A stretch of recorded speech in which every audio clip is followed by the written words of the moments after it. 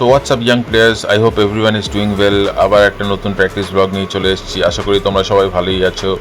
আমিও মোটামুটি ভালোই আছি, প্র্যাকটিসের মধ্যে আছি। আশা করি তোমরাও প্র্যাকটিসের মধ্যে আছো। তো আজকে একটা মোটামুটি ভালোই ট্রেনিং সেশন নিয়ে এসেছি। আজকে আমাদের মোটামুটি প্লায়োমেট্রিক্সের উপরে আমি কাজ করেছি, শর্ট স্টেপ, কুইক স্টেপের ওপরে কাজ করেছি, স্প্রিন্টের ওপরে কাজ করেছি। তো প্র্যাকটিস সেশন আজকে মোটামুটি ভালোই হয়েছে।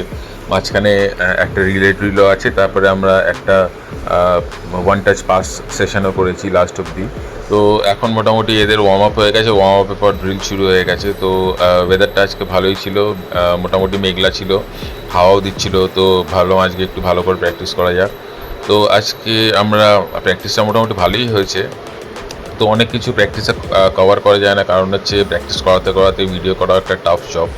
তো সেটা তাও চেষ্টা করি যতটা পারি করার জন্য। কারণ হচ্ছে আমার টার্গেট হচ্ছে যারা ইয়াং প্লেয়ার, অনেকেই কোচিং সেন্টার অ্যাফোর্ড করতে পারে না, বা বাড়ি থেকে হয়তো অনেক দূর যেখানে ফুটবল কোচিং ক্যাম্প। তো আমার ভিডিও বানানোর কারণ একটাই, যে তারা যদি আমার প্র্যাকটিসগুলো দেখে নিজেরা ইন্ডিভিজুয়ালি প্র্যাকটিসগুলো করতে পারে, তো তারা মোটামুটি তাদের হেল্প হবে। তো জানি আমি এখানে অনেক মানে ম্যাক্সিমাম যারা ফুটবল খেলে তারা তো বেশিরভাগ গ্রামেই থাকে, আর তাদের ব্যাকগ্রাউন্ডও অত ভালো হয় না। তো ভালো কোচ অ্যাফোর্ড করা বা ভালো ট্রেনিং অ্যাফোর্ড করা তাদের একটু টাফ হয়ে যায়, কারণ বাড়ি থেকে অনেক সময় অনেক দূরে গিয়ে প্র্যাকটিস করতে হয়।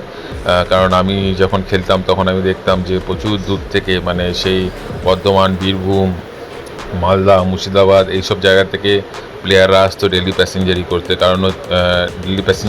কারণ হচ্ছে ওদের ওখানে এক হচ্ছে ভালো ট্রেনিং ফ্যাসিলিটি হয়তো থাকতো না, হ্যাঁ, আর সেকেন্ড হচ্ছে ওখানে সেরকম লিগের খেলাও থাকতো না। তো আমার ভিডিও বানানোর কারণ একটাই, যে যাতে আমার ভিডিওগুলো তাদের কাছে পৌঁছায় এবং তারাও মোটামুটি একটা প্র্যাকটিসের পুরো সেশন কেমন হয় সেটা দেখে নিজেরাই প্র্যাকটিস করতে পারে। আর আমি খুব একটা বেশি টাফ মানে প্র্যাকটিসও করাই না, যেগুলো ইজি, যেগুলো এফেক্টিভ প্র্যাকটিস সেগুলোই করা উচিত আমার মতে। কারণ হচ্ছে ফুটবলটাকে যত সোজা সরল রাখবে, ততটাই ফুটবলটা সহজ হয়ে যাবে।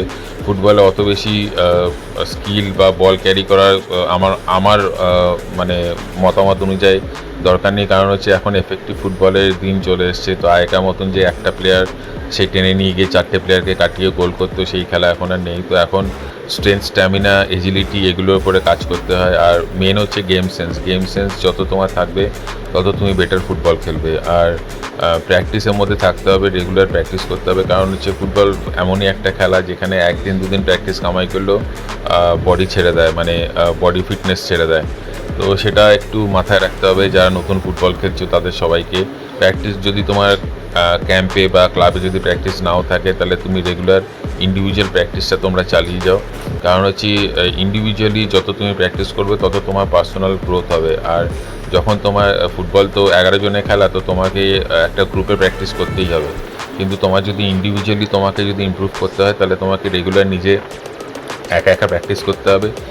কেউ যদি নাও থাকে, বন্ধুবান্ধব যদি নাও পাও, তাও তোমাকে মাঠে গিয়ে একা একা প্র্যাকটিস করতে হবে। কারণ হচ্ছে যখন তুমি সাকসেসফুল হবে তখন তোমার কিন্তু প্রচুর বন্ধু থাকবে, কিন্তু যখন তুমি আনসাকসেসফুল, মানে যখন তোমার স্ট্রাগলিং পিরিয়ড থাকবে, তখন তুমি বন্ধুবান্ধব পাবে না। তো এটাই তোমাকে মাথায় রাখতে হবে যে লড়াইটা তোমার একার, জীবনে জিততে গেলে তোমাকে লড়াইটা একাই করতে হবে। কারণ যদি তোমার সাকসেস চাই, সাকসেসের মুহূর্তেও সাকসেসফুল তুমি হবে, তোমার কিন্তু যারা বন্ধুবান্ধব যারা থাকবে তারা কিন্তু সাকসেসফুল হবে না। তুমি যদি আজকে লড়াই করো, তাহলে তুমি পরবর্তীকালে সাকসেস পাবে এবং সেই সাকসেসটা এনজয় করতে পারবে। তো আজকে তোমরা যদি স্ট্রাগল করো বা যদি কষ্ট করো, তাহলে পরবর্তীকালে তোমরা কেষ্ট পাবে। আর আরেকটা জিনিস আমি সবসময় বিশ্বাস করি, সবসময় ভগবানের উপরে ভরসা রাখবে, নিজের উপরে ভরসা রাখবে, বাবা মাকে শ্রদ্ধা করবে, ভালোবাসবে।